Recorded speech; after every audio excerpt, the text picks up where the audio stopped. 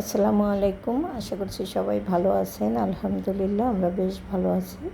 নতুন আরও একটি ভিডিও নিয়ে আসলাম, শেষ পর্যন্ত দেখবেন, আশা করছি ভালো লাগবে। যদি ভালো লাগে তাহলে লাইক কমেন্ট শেয়ার করে দিবেন, সেই সাথে সাবস্ক্রাইব করে আমার পাশে থাকবেন আশা করছি। এই তো দেখতেই পাচ্ছেন, খালা কিন্তু চলে এসেছে, উনি অলরেডি কাজকর্ম শুরু করে দিয়েছে। তবে অফ ক্যামেরাতে আমি কিন্তু অনেক কিছু কাজ করে নিয়েছি খালা আসার আগে। আর খালাকে আজকে বলেছি বাসাটা সুন্দর করে ঝাড়ু দিয়ে তারপরে হুইল পাউডার দিয়ে খুব সুন্দর করে মুছে দিয়ে যেতে। তো বলেছি যেহেতু খালা অবশ্যই দেবে। মাঝে মধ্যে হুইলের গুঁড়া দিয়ে ঘর মুছলে হয় কি, পোকামাকড় কিন্তু বাসার ভিতরে একটু কমই বাসা বাঁধে। তো সবাই আমার কথার সাথে হয়তো বা একমত হবেন। আর যারা লাইজল দিয়ে মোছেন তারা তো মোছেনি। এরকম মাঝে মধ্যে বা সপ্তাহে একদিন কিন্তু আমি খালাকে দিয়ে ঘর মুছিয়ে নিই। যাই হোক, খালা কিন্তু খুব সুন্দর করে মানে খাটের নিচ এবং বাইরে ঝাড়ু দিয়ে নিল, এরপরে ঘরটা মুছে দিয়ে যাবে। তো বাসায় যেহেতু ছেলেরা এখনও পর্যন্ত আছে, তো ওদের বিছানাপত্রগুলো আমি ওদেরকে উঠিয়ে ঝাড়া দিয়ে তারপরে বলেছি যে আবার শুয়ে থাকতে। আর এইভাবে না করলে কিন্তু রোজার দিনে কোনো কাজে এগোতে পারি না, কেননা ঘুম থেকে উঠতে অবশ্যই একটু দেরি হয়ে যায়।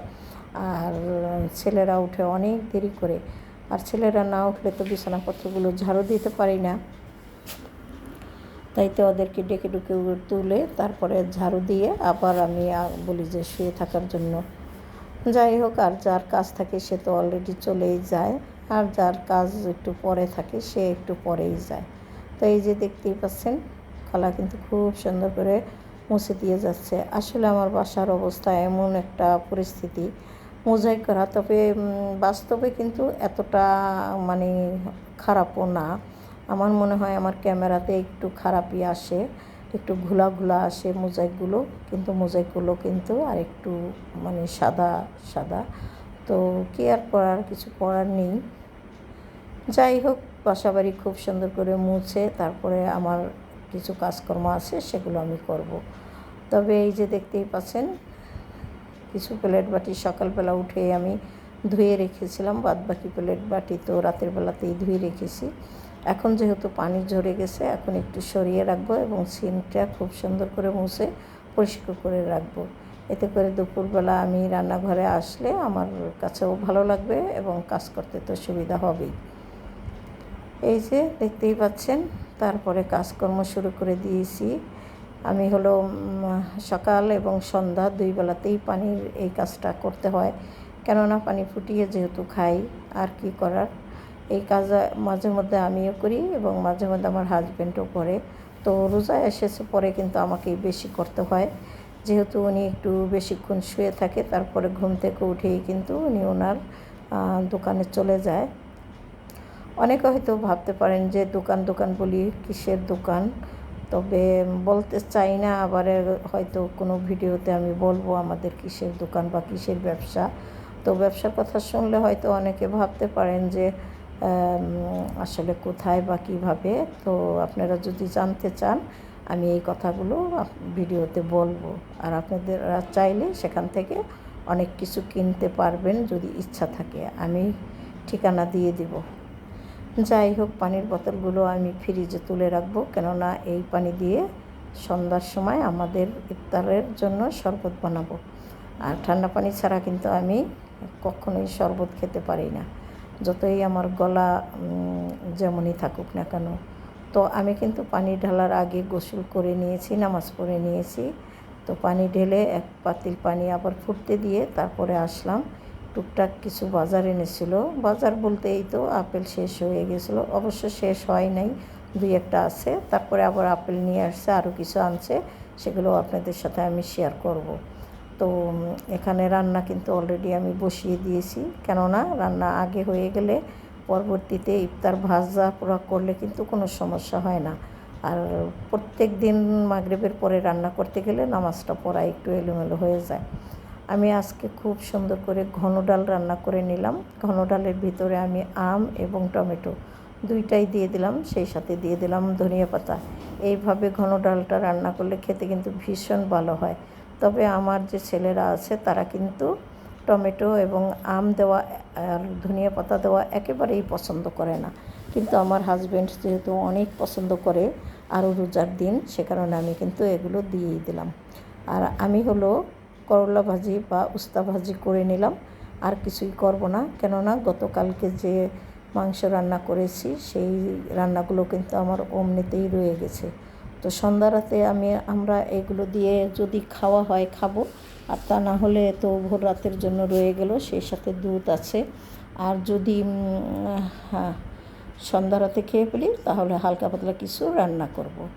এই তো অনেক দিন পরেই কিন্তু চলে আসলাম একটা সকালবেলার নাস্তা তৈরি করার জন্য। যেহেতু আমরা বাঙালি মানুষ, আমাদের কাছে কিন্তু এই ধরনের খাবার ভীষণ ভালো লাগে বা আমরা বিশেষ করে পছন্দ করি। তো সে কারণে আজকে কী করছি আপনাদের সাথে একটু শেয়ার করলাম। দেখতেই পাচ্ছেন এই খিচুড়িটা কিন্তু আমি প্রায়ই সকালবেলা নাস্তা হিসাবে বানিয়ে থাকতাম, মানে রোজা যখন ছিল না তখন। আজকে কিন্তু খুব খেতে ইচ্ছে করছে, সে কারণে আমি এবং আমার হাজব্যান্ড তো এই জিনিসটা খুব পছন্দ করি, সে কারণে কিন্তু আজকে আমি এই সাদা খিচুড়িটা বানিয়ে নিলাম। আর এখানে আমি কিন্তু প্রথমে দিয়েছিলাম শুকনো মরিচ ফোড়ন, সেই সাথে রসুন, কাঁচামরিচ, পেঁয়াজ, আর পরবর্তীতে দিয়ে দিলাম আলু আর ধনিয়া পাতা। তো এই আলু দিলে কিন্তু আমার ছোটো ছেলেটা খুব পছন্দ করে, সে কারণেই দিলাম। আর বলেছিলাম না যে আরও কিছু জিনিসপত্র বা বাজার এনেছে, সেগুলো শেয়ার করব।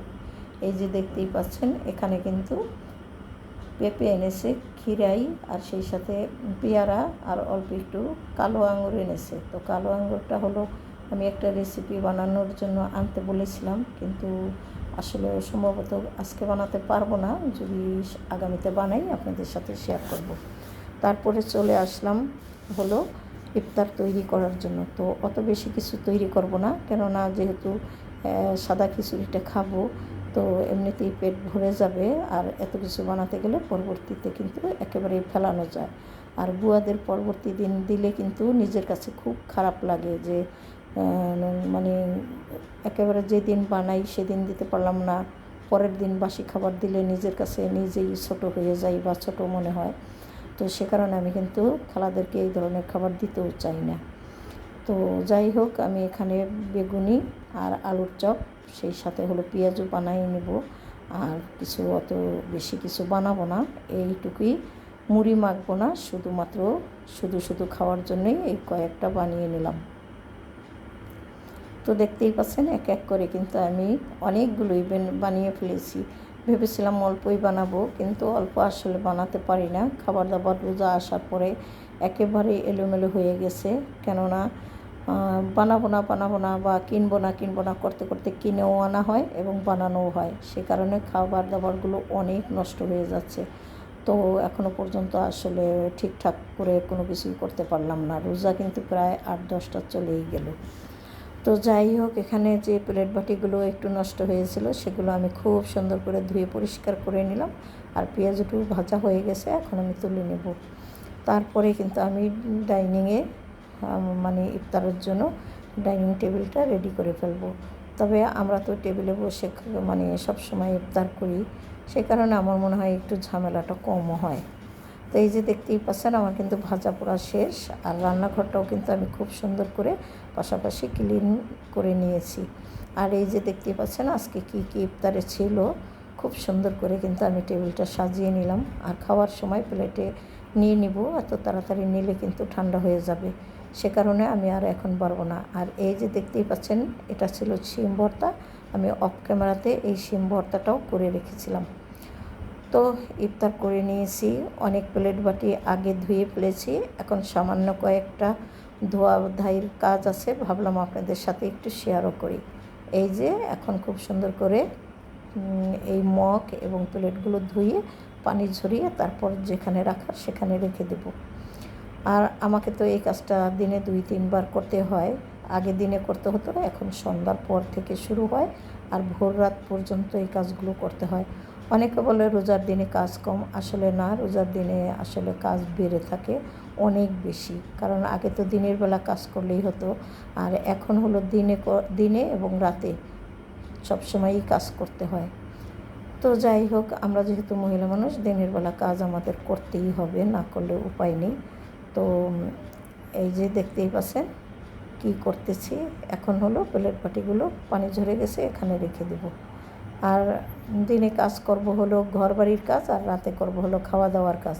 এই নিয়ে পড়ে থাকি আমরা। তো আপনাদের কাছ থেকে বিদায় নিব আমি। ভুল ত্রুটি ক্ষমা সুন্দর দৃষ্টিতে দেখবেন, আর সেই সাথে সাবস্ক্রাইব করে আমার পাশে থাকবেন। তো সবাই ভালো থাকেন। আজকের মতো এখান থেকে বিদায় নিই। আল্লাহ হাফেজ। আসসালামু আলাইকুম।